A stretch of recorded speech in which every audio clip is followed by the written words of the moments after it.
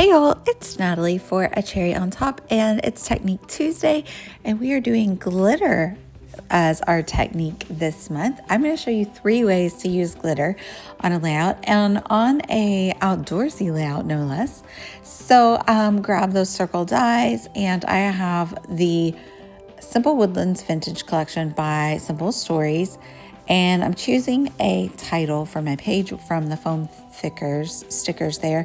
And then I'm going to go through the 6x8 paper pad and pick out a few different patterns to use with my circle dies.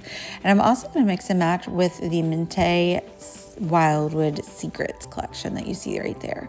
So I'm going through there and I'm going to pull out a wood grain piece. And I don't remember how many pieces I choose, like 5 or 6, maybe different patterns. And then the first way that I'm going to use glitter on this page is by just using glitter cardstock with those circle dies. So I ran it through with the same size with all those different papers and with 2 different glitter papers. And now I'm going to slice them in half. So I'm just measuring it. It's exactly 2 inches.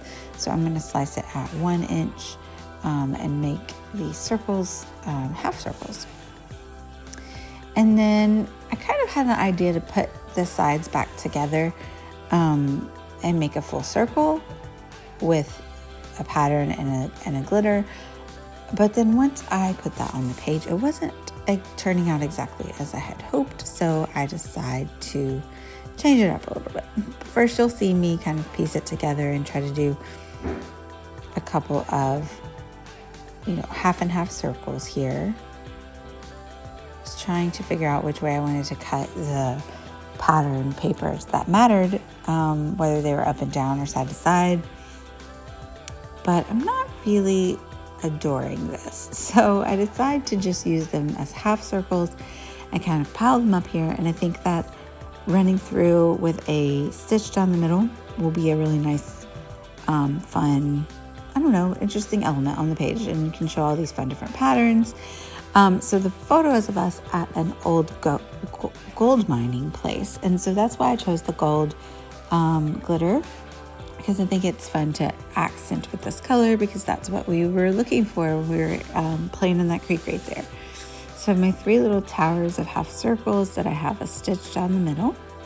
And the second thing I'm going to do to add glitter to the page is to use heat embossing powder with an embossing pin. First I'm going to use my Distress Oxide spray. Spritz. It's a spritz. And so it does have a little glitter in it. So I guess it's kind of like 3.5, because I wouldn't have called this glitter, but it is a little shimmery shiny. But it kind of matches that blue right there that's on that title piece. So I'm going to let that dry, and I'm going to use my pin just to give little accents all around this foam sticker piece. And then I'm going to go in with my Wow embossing powder and add the gold glitter embossing powder and heat set that. And I just want to make sure that not to hit it too hard with this heat gun. So I let it warm up first, and then I'm very careful about how long I let it sit there, because I didn't want it to try to melt anything or kind of warp the foam sticker, but it did really well. So I'm also going to fussy cut a couple of pieces from the Wildwood Secrets collection.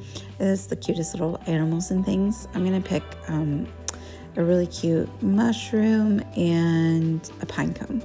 And then I have a few of the bits and pieces from the Simple Stories, Simple Woodlands Vintage Bits and Pieces collection. And I'm going to do the same treatment on those as I did on the foam sticker with the embossing pin, and then adding the glitter embossing powder. So at the top, I added just a little bit of wood grain paper with some stitching, and at the bottom as well, just to add those pattern pieces to the edges to kind of bring cohesion to the page. And then I pulled out a few of those bits and pieces, so that's what I'm kind of putting around the page. Those little hiking boots are so cute. I'm kind of creating a visual triangle with the 3 main die cut ephemera pieces, with the dragonfly and the boots and the mushrooms. And there I go with that embossing pen again, just like I did on the Discover word, and just I'm just picking random places around. I did like the ends of the shoelaces, and then I do some of the wings of the dragonfly and some of his body and his eyes. And so you can see there, I just kind of dumped the powder on top, and then I'll heat each one up as well. If you like this rustic sparkle style, you can find more of that definitely on my page over at Natalie Dill here on YouTube. I don't think we should limit glitter to girly things or Christmas or something like that. I think that it's really good to use all the time. I love to add glitter to my pages a lot. So that is the fussy cut piece. You can see it goes so well with the Simple Story Use Bits and Pieces. It's all very much the same vibe. Here comes Bella to say hello. Hi, Bella. But I kind of like how wonky those stitched bits look. So I commit to sticking down the foam sticker. And again, I created a visual triangle with the die cut ephemera or the fussy cut pieces there. I didn't stick anything up though. I mean, there's a little dimension on the foam, but this is a really big album with all of our vacation photos. So I'm trying to kind of keep it in one album. So I do limit my foam tape usage, but I did add a little bit there with that bottom word piece. But the third way I am adding glitter to the page is with these gorgeous glitter ombre drops by Pinkfresh Studio.